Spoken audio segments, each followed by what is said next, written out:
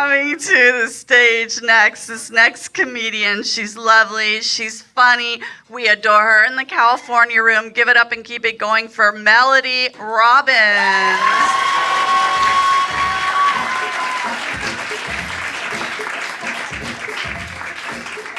Thank you. Hello, everybody. How are y'all? Awesome. Happy New Year. Thank you. Every year, I make a resolution because I am basic. And this year, I am resolving to embrace my feminine energy and womanhood because I still struggle to feel like a grown-up. You know, like, I know I'm an adult woman. I'm financially independent. I hate pap smears. My car doubles as a closet. But still, now I feel like I just kind of need to Shania Twain myself into the mindset of a woman. You know, she knows. And, you know, I know that part of feeling like I'm not an adult has to do with lifestyle. Like right now, most of my friends are picking out which elementary school to send their kids to, and I'm just trying to not smoke weed every night. The closest I've gotten to motherhood is having a period that identifies as a miscarriage. You know, come on, you know, where there's just so much tissue you feel bad not giving it a name. I have had plenty of almost children that were banished to the sewer. But I've never actually been pregnant. And the thing is, I don't even want kids, but I feel like at least having a scare would feel kind of womanly. I don't know. The only time that I feel like I'm pregnant is literally any time a doctor or x-ray tech asks if I might be. Then I suddenly start believing in immaculate conception. Like in my mind, I'm like, okay, I know I haven't had sex in months, but maybe, just maybe, there was some old spunk in my underwear that got reactivated. Maybe there was an old puddle of cum lying around in my apartment. It became sentient, gained function, and was just kind of like, peeled itself off the ground and then like, slithered and sludged its way into me. Or maybe, just maybe, there's a Geppetto of cum. Okay, stick with me here, all right? He's a puppeteer, he only works at night, and his job is to get the most ill-prepared women pregnant. He's the one pulling the strings on this puddle of cum here. He's like, oh yes, as it's going up my thigh, he's like, this'll make a real boy.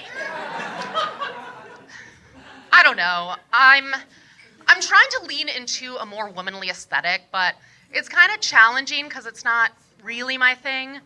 Like, I'm pretty clumsy, so I'm not going to do heels. Women have these really, like, long, beautiful nails. I've got these colored in stubs.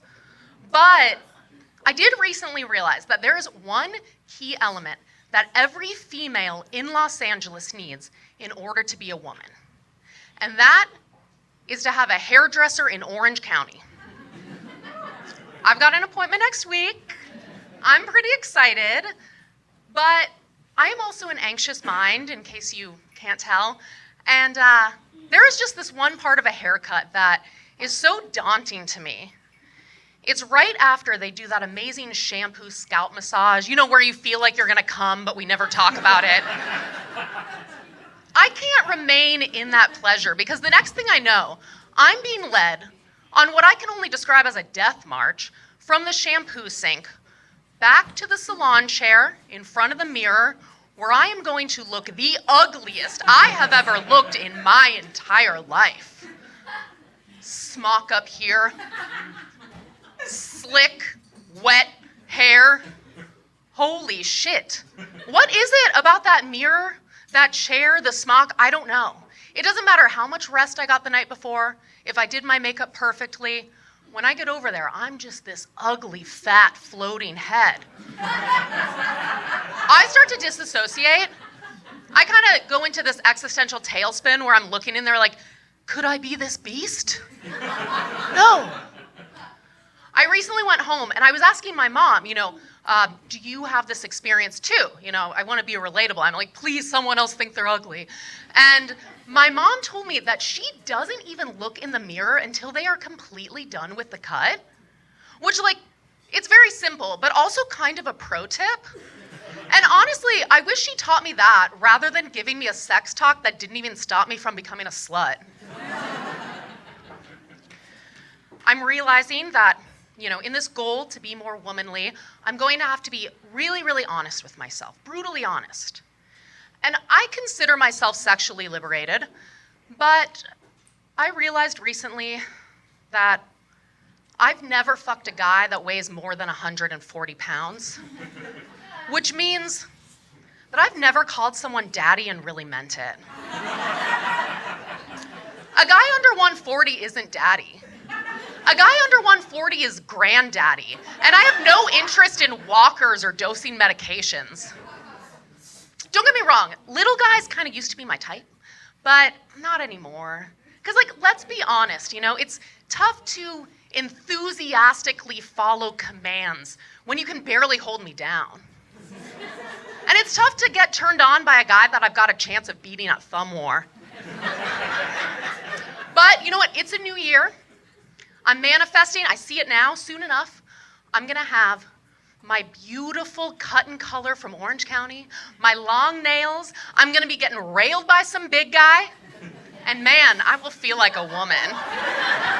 Y'all have been so fun. My name's Melody. Follow me on Instagram, Melody Jokes. Thank you so much.